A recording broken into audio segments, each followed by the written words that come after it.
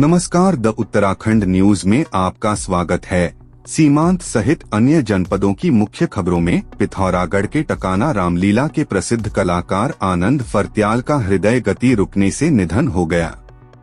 उनके निधन पर रामलीला कमेटी और कलाकारों ने शोक व्यक्त किया है। दिवंगत आनंद फर्त्याल ने रामलीला में कैकई, मंदोदरी, सूरपनखा और ताड़िका के पात्रों का अभिनय किया था। वे रामलीला के व्यवस्थापक की भूमिका भी निभाते थे। आज मंगलवार सुबह हरियाणा के एक अस्पताल में उन्होंने अंतिम सांस ली। उनके निधन पर रामलीला कमेटी ने एक शोक सभा का आयोजन कर दिवंगत आत्मा की शांति के लिए प्रार्थना की। शोक व्यक्त करने वालों में वरिष्ठ कलाकार केदार भट्ट, भुवन पांडे, मोहन लाल वर्मा, पार्षद सुशील खत्री, पंकज पांडे, हिमांशु गहतोड़ी, यशवंत मेहर, त्रिभुवन उपाध्याय, ललिता प्रसाद जोशी सहित कई लोग शामिल थे। पिथौरागढ़ में आज मंगलवार को जिलाधिकारी विनोद गोस्वामी ने पीडब्ल्यूडी, स्वास्थ्य विभाग और ग्रामीण निर्माण विभाग के अधिकारियों के साथ लोक निर्माण विभाग कार्यालय परिसर का निरीक्षण किया। इस दौरान उन्होंने अस्पताल के विस्तारीकरण और पार्किंग निर्माण को लेकर अधिकारियों से चर्चा की और आवश्यक निर्देश जारी किए। परिसर के भूतल में पार्किंग और ऊपर अस्पताल भवन बनेगा। लोनिवी परिसर को लिंठयुड़ा वार्ड में राजस्व विभाग की खाली पड़ी भूमि में स्थानांतरित किया जाएगा। जिलाधिकारी ने प्रस्तावित भूमि का भी निरीक्षण किया। उन्होंने लोनिवी के अधिकारी से कार्यालय और आवासीय परिसर बनाने को लेकर चर्चा की और आवश्यक दिशा निर्देश दिए। उन्होंने लिंठयुड़ा में पुलिस चौकी बनाने को लेकर प्रस्तावित भूमि का भी निरीक्षण किया। इस अवसर पर विभिन्न विभागों के अधिकारी मौजूद थे।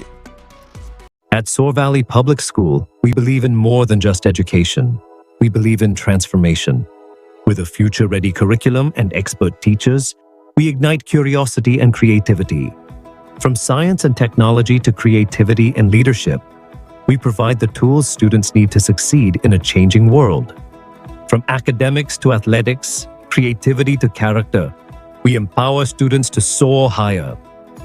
Admissions are now open. Secure your child's place at Soar Valley Public School today. बीते दिवस टंकपुर पिथौरागढ़ राष्ट्रीय राजमार्ग पर सिन्याड़ी के पास रोडवेज बस हादसे में घायल यात्रियों ने आज कलेक्ट्रेट पहुंचकर जिलाधिकारी से मिले।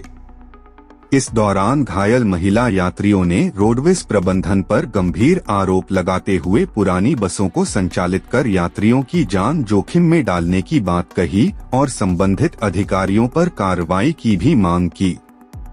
इस दौरान जिलाधिकारी ने वहां पहुंचे यात्रियों से वार्ता कर आवश्यक जानकारियां प्राप्त की। साथ ही उन्होंने तत्काल सीएमओ को मौके पर बुलाकर घायलों के उचित मुफ्त उपचार करवाने सहित अन्य आवश्यक निर्देश दिए। बता दें कि बीते दिवस टंकपुर से पिथौरागढ़ को आ रही रोडवेज बस अनियंत्रित होकर सड़क पर पलट गई, जिसमें 22 महिलाओं सहित 26 यात्री सवार थे। इधर जिलाधिकारी विनोद गोस्वामी ने बीते दिवस चंपावत जिले में रोडवेज बस हादसे को देखते हुए आज पिथौरागढ़ रोडवेज वर्कशॉप का निरीक्षण किया। उन्होंने मौके से ही टंकपुर एजीएम से वार्ता कर टंकपुर से पिथौरागढ़ भेजी जाने वाली बसों की पूरी जांच के बाद ही रवाना करने व चालकों की समय समय पर काउंसलिंग करने के निर्देश दिए। साथ ही पिथौरागढ़ एजीएम टेक्निकल के स्टाफ से वार्ता करते हुए निर्देश दिए कि डिपो में बसों की स्थिति दुरुस्त रखना व पहाड़ में पूर्ण फिटनेस बसों का ही संचालन किया जाए। उन्होंने संबंधित विभागीय अधिकारियों को पुनः इस तरह की घटनाओं विशेषकर बसों के पूर्ण फिटनेस न पाए जाने पर बसों का संचालन होता पाए जाने पर संबंधितों के खिलाफ कठोर कार्यवाही, उच्च स्तरीय जांच अमल में लाए जाने के भी निर्देश जिलाधिकारी ने दिए। जिलाधिकारी ने उप जिलाधिकारी सदर को प्रत्येक बस के रूट पर निकलने से पूर्व रूट चार्ट जांच करने के साथ ही अगले 2 सप्ताह में आवश्यक कार्यवाही करने के निर्देश दिए। इस अवसर पर उप जिलाधिकारी सदर यशवीर सिंह, तहसीलदार विजय गोस्वामी, संबंधित विभागीय अधिकारी आदि उपस्थित थे। पिथौरागढ़ पुलिस अधीक्षक के निर्देशानुसार शांति व्यवस्था भंग करने वालों के विरुद्ध चलाए जा रहे चेकिंग अभियान के तहत आज थानाध्यक्ष मुनस्यारी अनिल कुमार आर्या के नेतृत्व में टीम द्वारा मदकोट में शिव महोत्सव में शांति व्यवस्था भंग करने के जुर्म में पंकज गहतोड़ी, चंपावत और भूपेंद्र पांडे पिथौरागढ़ को धारा 173 BNSS के तहत गिरफ्तार किया गया। पिथौरागढ़ के थरकोट निवासी एक युवक ने अज्ञात कारणों के चलते जहरीले पदार्थ का सेवन कर लिया। परिजनों को पता चलने पर युवक को शीघ्र अस्पताल पहुंचाया गया, जहां उपचार के दौरान युवक ने दम तोड़ दिया। सूचना पर पहुंची पुलिस ने पंचनामा व पोस्टमार्टम की कार्रवाई के बाद शव परिजनों को सौंप दिया। कोतवाली प्रभारी निरीक्षक ललित मोहन जोशी ने बताया कि जगदीश कुमार उम्र 30 वर्ष थरकोट ने अज्ञात कारणों के चलते बीते 9 मार्च को जहरीले पदार्थ का सेवन कर लिया। पता चलने पर परिजनों द्वारा उसे अस्पताल पहुंचाया गया, जहां उपचार के दौरान युवक ने दम तोड़ दिया। बताया कि युवक बीते दिनों से कुछ परेशान चल रहा था और इन दिनों ससुराल में रह रहा था। बताया जा रहा है कि युवक की 5 वर्ष पूर्व शादी हुई थी और उसके 2 छोटे बच्चे हैं। पुलिस ने पंचनामा व पोस्टमार्टम की कार्रवाई के बाद शव परिजनों को सौंप दिया। एक नाबालिग छात्रा से छेड़छाड़ और दुष्कर्म का प्रयास करने वाले शिक्षक को विशेष सत्र न्यायालय ने 25 वर्ष के कठोर कारावास और 50,000 रुपए के जुर्माने की सजा सुनाई है।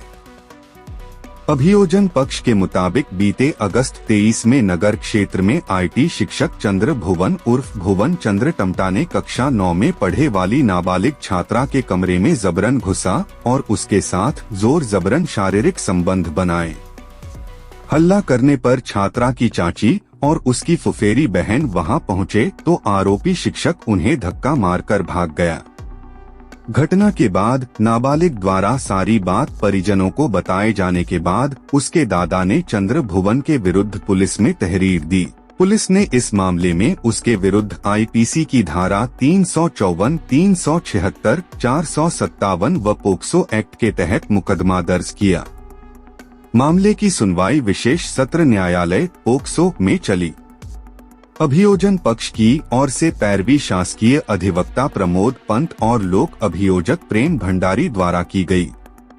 सभी पक्षों को सुनने के बाद विशेष सत्र न्यायाधीश शंकर राज ने चंद्र भुवन उर्फ चंद्र भुवन टमटा को दोष सिद्ध करते हुए भादवी धारा 376 2 FI 3 के तहत 25 वर्ष के कठोर कारावास और 50,000 रुपए के जुर्माने की सजा सुनाई। जुर्माना अदा नहीं करने पर 5 वर्ष की अतिरिक्त कठोर कारावास की सजा भुगतनी होगी। प्रदेश भर की मुख्य खबरों को सबसे पहले जानने के लिए आप हमारे YouTube चैनल को सब्सक्राइब करें, वीडियो को लाइक करें और कमेंट करें और वीडियो को शेयर करें। तो दोस्तों, वीडियो को देखने के लिए आपका बहुत बहुत धन्यवाद।